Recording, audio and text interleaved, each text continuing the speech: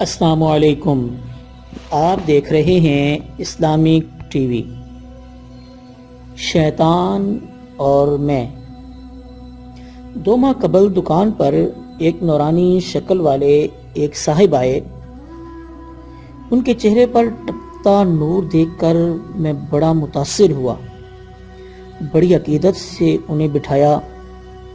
کہنے لگے، میں شیطان ہوں اور میں آج تمہاری مارکیٹ میں اپنے چیلوں سے ملاقات کرنے آیا ہوں، اور تم تو میرے خاص الخاص چیلے ہو، تو سب سے پہلے تمہارے پاس آیا ہوں، جلدی سے دودھ پتی کڑک چائے منگواؤ، بہت طلب ہو رہی ہے۔ اس کی بات سن کر میں غصے سے کانپتے ہوئے بولا، کیا بکواس کر رہے ہو؟ الحمدللہ 5 وقت کا نمازی اور حاجی بندہ ہوں، پابندی سے ہر سال زکوٰۃ بھی نکالتا ہوں۔ یہ دیکھو میرے ماتھے پر سجدے کا بڑا سا نشان بھی موجود ہے۔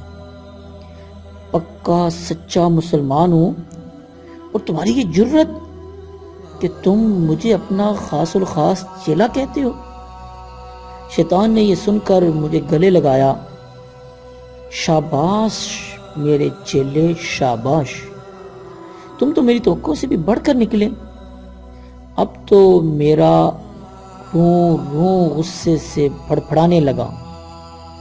اسے ہاتھ سے پکڑ کر جیسے ہی دکان سے باہر نکلنے لگا، خوف سے میری آنکھوں کے ڈھیلے باہر نکل آئے۔ اس کا ہاتھ میرے ہاتھ میں تو نہ تھا، لیکن محسوس نہیں ہو رہا تھا۔ ایسے لگا جیسے ہوا ہاتھ میں ہو۔ ماتھے پر پسینے کی لہریں بہنے لگی۔ خاموشی سے بیٹھ گیا۔ شیطان اپنی لمبی داڑھی پر ہاتھ پھیرتے ہوئے بولا، اچھا اب میں تم سے چند سوالات پوچھتا ہوں، تم ہاں یا نہ میں جواب دینا۔ میرا اشارہ پا کر پوچھا، تمہارا پڑوسی پچھلے 2 مہینے سے بے روزگار ہے، اس کے بچوں کو اسکول فیس نہ دینے کی وجہ سے نکال دیا گیا، شوکت کریانے والے نے ادھار دینے سے انکار کر دیا ہے، 2 ہفتے سے اس کے بچے پتلی دال کھا کر گزارا کر رہے ہیں، کیا تمہیں ان کی حالت کا معلوم نہیں؟ میں بغیر شرمندہ ہوئے بولا، ہاں معلوم ہے۔ شیطان نے مجھے پیار سے تھپکی دی اور دوسرا سوال پوچھا، جب تم غریب تھے تو تم دعائیں کرتے تھے، یا اللہ مجھے اتنا دے دے کہ میں انسانیت کی خدمت کھل کر کر سکوں، اور جب اللہ نے تمہیں دے دیا تو کیا تو نے کبھی غریبوں کی مدد کی؟ اور تمہارے محلے کی غریب یتیم بچیوں کی مجبور و لاچار ماؤں نے تمہارے سامنے اپنی جھولی مدد کے لیے پھیلائی، لیکن تم نے وسائل ہوتے ہوئے بھی ان کی مدد نہیں کی، کیا میری یہ بات غلط ہے؟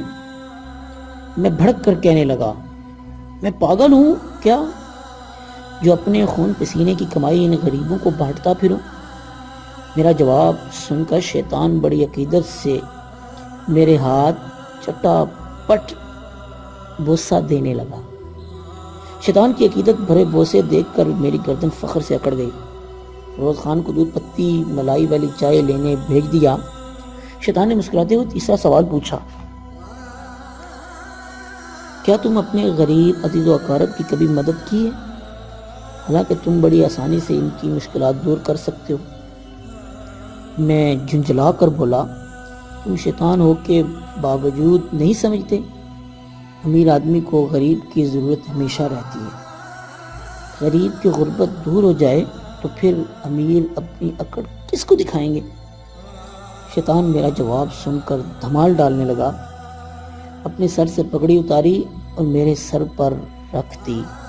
شاباش میرے خلیفہ، اب مجھے اطمینان ہو گیا، تم نے میری فکر دور کر دی، مجھے عبادت سے کبھی کوئی تکلیف نہیں ہوتی اور نہ ہی مجھے کوئی اعتراض ہے، بس حقوق بات سے مجھے چڑھ ہوتی ہے، اور یہی میرے رستے کا سب سے بڑا پتھر ہے۔ مجھے بہت خوشی ہوئی، ان فضول حقوق سے تم کوسوں دور ہو۔ اتنے میں فیروز خان ملائی والی چائے لے کر آ گیا۔ شیطان نے چائے پی اور کہنے لگا بے فکر رہو، ہماری باتیں فیروز خان نے نہیں سنی ہیں، یہ کمبخت ہماری برادری کا نہیں ہے، لیکن تم کوشش کرتے رہنا کہ اسے اپنی برادری میں شامل کرنے کی۔ اچھا میں چلتا ہوں، کل آؤں گا، تمہیں اپنے دوسرے خلفاء سے بھی ملوانا ہے۔